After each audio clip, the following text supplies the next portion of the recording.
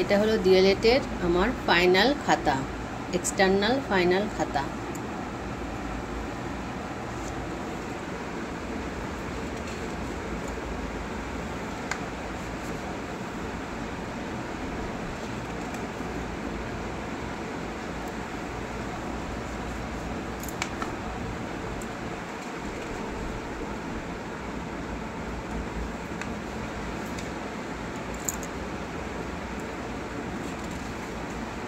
অনুশীলন কি হচ্ছে?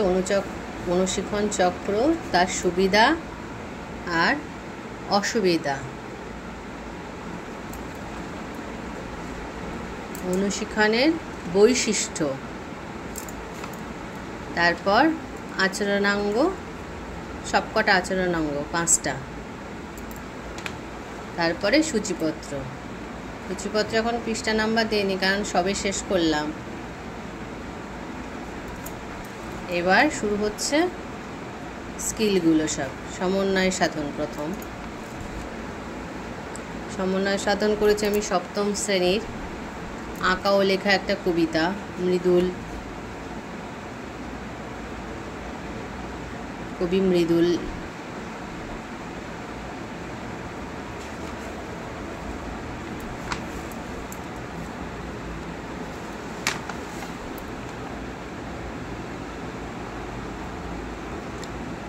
মৃদুল দাশগুপ্তের।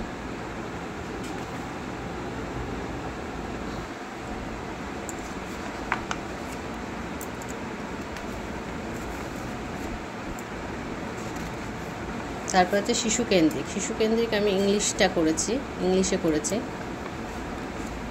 ক্লাস 6-এর I will go with my father কবিতাটা।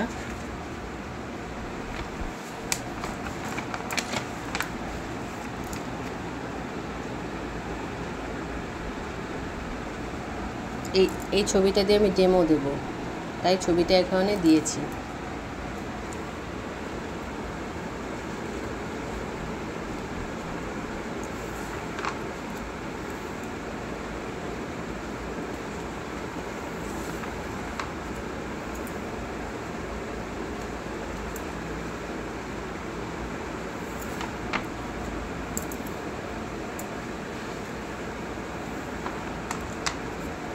ও প্রত্যেকটা পেজেরই কিন্তু লাস্টে হচ্ছে 5th স্ট্যান্ডার্ড রেটিং স্কেল আছে। এটা ইংলিশে করেছি বলে আমি এটা ইংলিশে দিয়েছি। তারপর হচ্ছে শিক্ষার্থী প্রশ্ন করতে উৎসাহী, এটা আমি করেছি 6ষ্ঠ শ্রেণীর ভূগোল, ভারতের মৃত্তিকা নিয়ে।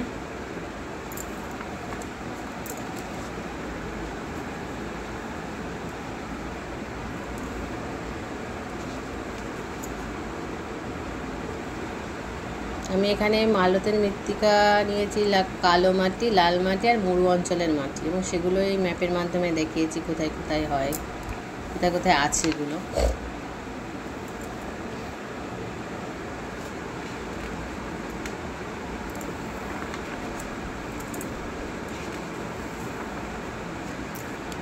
এই দেখো বাংলার ট্যালিটা।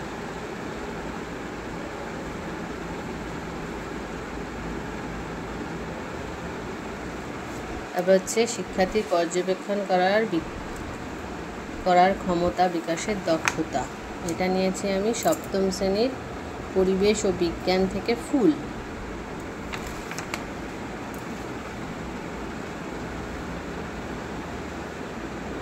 ফুলের আমি চার্ট করেছি বলে এখানে মডেলটা এঁকে দিয়েছি।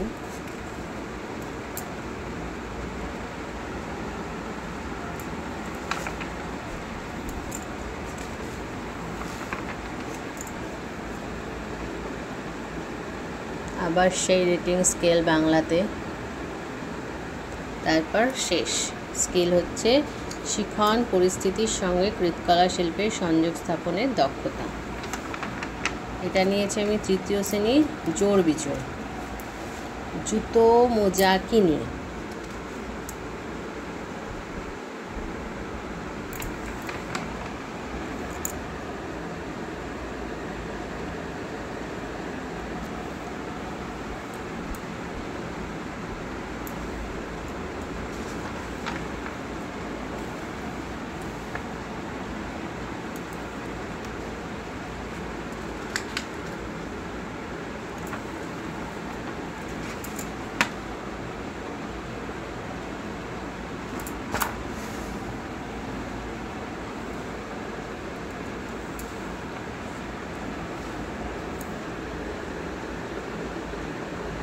এখানেই শেষ।